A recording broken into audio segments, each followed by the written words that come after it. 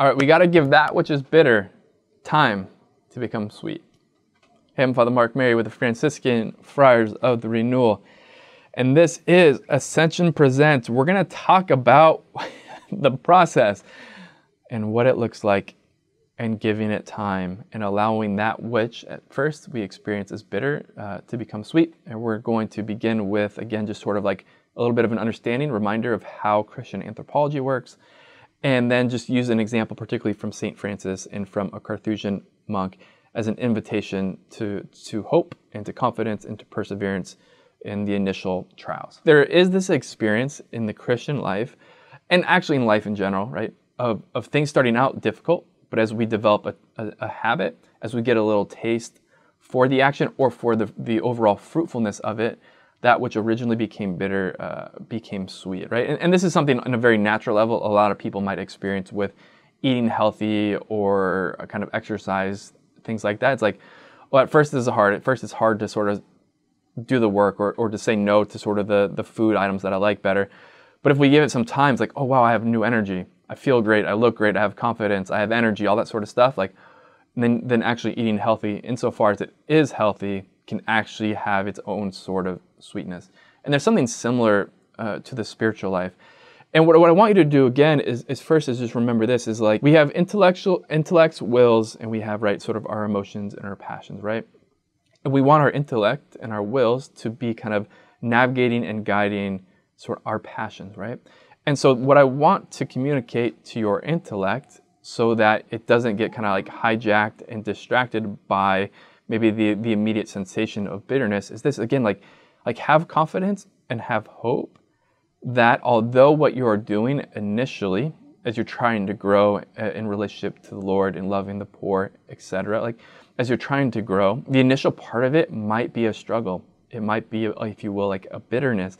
It might be unpleasant, but have confidence that if you persevere, it will be sweet. Like that there is this promised land overflowing with milk and honey. There is a good thing that the Lord wants to give us if we do persevere. And so just again, like, okay, intellectually, when we're in a situation like, okay, I don't really like this that much, it's a little bit hard.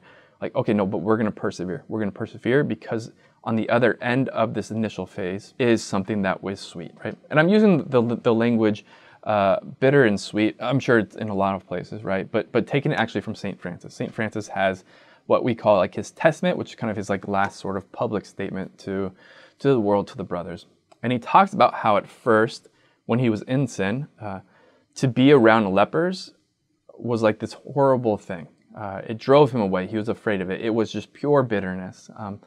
But after his own conversion, after the transformation of grace in his life, and after the experience of actually reaching out, loving, kissing the leper, in his words, like, and that which was bitter became sweet.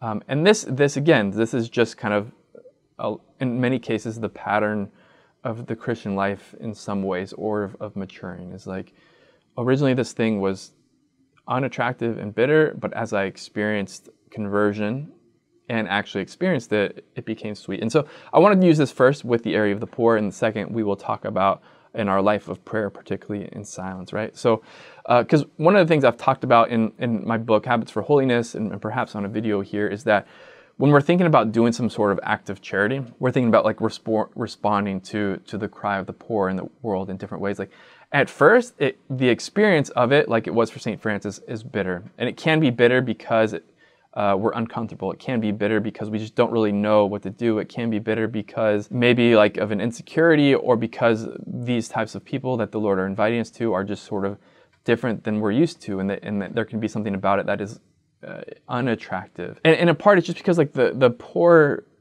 before we, like at the beginning of the journey again, can just be this kind of general abstraction. And there's no sort of satisfaction or sort of fulfillment in responding to or trying to love or serve or sacrifice for an abstraction, right? But when the poor become no longer abstractions, but people who we actually know and love, they become names and they become faces, right? They become Stephen or Dolores or Suzanne or whatever, right? Like these are just some of our neighbors, right? Oh, it becomes family, and it becomes something sweet. It becomes a place in which I experience home. It becomes a place in which I am encouraged in my own capacity to love and to live outside of myself. It's like it becomes something actually very sweet. But at the beginning, it can be, again, an abstract sort of bitter, cold duty. And so just like as we are trying to be faithful to the Lord's invitation to making sure we have hearts for the poor, intellectually, I want you to kind of keep this in front of you. It's like, yeah, okay, like right now it might be a little bit difficult for X, Y, or Z, but if I persevere, it will become milk and honey for me. It will become something satisfying and sweet. The second is this sort of this Carthusian monk who talks about how for the monks, the new monks and those who are discerning this way of life, like initially, silence actually is like really a struggle.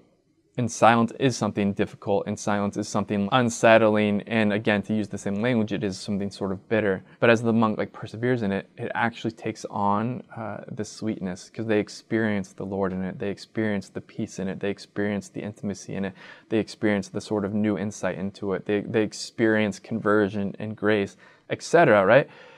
But the transition from a lot of noise to a lot of silence, as many of you know, it's a difficult transition, and it can be even a scary transition. But again, like we don't want to just be sort of guided by our kind of lower passions and emotions, etc., but to keep this truth in front of us. Like if we are disciplined in getting some quiet times of prayer, if we're disciplined, right, in spending some of our time of prayer, not just sort of grasping at kind of easily accessible spiritual reading or devotions or vocal prayers, but if we're willing to like really scale back on some of the music, some of the entertainment, some of the social media, and maybe in our prayer do some more mental prayer, but in our life do some more like running without the earbuds in, or some time in our apartment or our house without the music going. Like if we persevere in it, at first it's going to be like, oh, this is kind of boring or unsettling, but again, if we persevere, that which was bitter will become sweet, and the sweetness is the sweetness ultimately of intimacy with the Lord Jesus. All right, so I just kind of keep that principle before you. Hopefully it's helpful, and let's ask St. Francis and all of our holy saints who have gone before us for the prayers, that we may persevere in the bitterness with radical confidence that there is sweetness to be found here on earth, but also there's the ultimate sweetness awaiting us in the beatific vision in all eternity. All right, thanks so much for watching. I look forward to being with you again next week. Remember, we are pilgrims on this earth. Somos peregrinos, poco a poco, little by little. Vamos a llegar. We're going to make it. God bless y'all.